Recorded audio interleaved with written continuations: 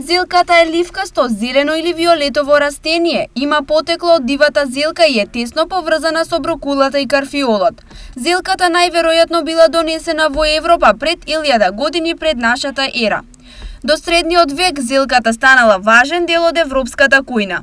Многу земјоделци во нашата земја ја одгледуваат зелката, па затоа на пазарот и продавниците таа се наоѓа често и по не многу висока цена. Зелката може секој да ја произведува, бидејќи едноставно се произведува.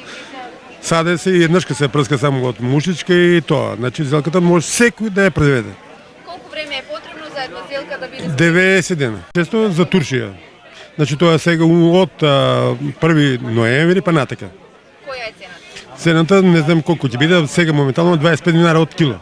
Доближувајќи се до зимата, зелката многу често се става и во туршија, а ретко кое домаќинство оваа традиција ја избегнува. Ставаме, ама сега малце покасно, веројатно. Зависи од цената. Која подготвувате? Обично ставаме у буре, разсечаме, ставиме сол и вод. Не, јас не става. Не, сама сум, немам потреба. Колку ќе потрошам преку зимата, си купувам од маркети.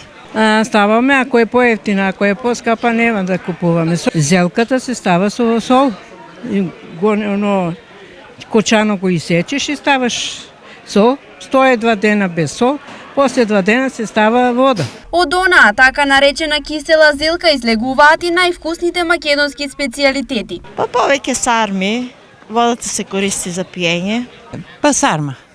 Најчесто сарма по. Сарми правиме дробено со рисче, со мелено месо, тоа се прави. Освен од туршија, зелката се употребува и свежа за салата, а сето ова оправдано, знаејќи дека зелката е богата со многу корисни состојки, а голем придонес има и за здравието на човековиот организам. Зелката е богат извор на различни хранливи материи, превенира од хронични воспалителни процеси. Зелката е доста богата со витамин С и ја подобрува дигестијата.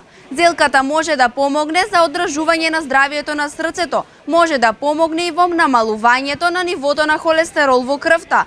Високата содржина на витамин К ја прави зелката особено здрава за коските.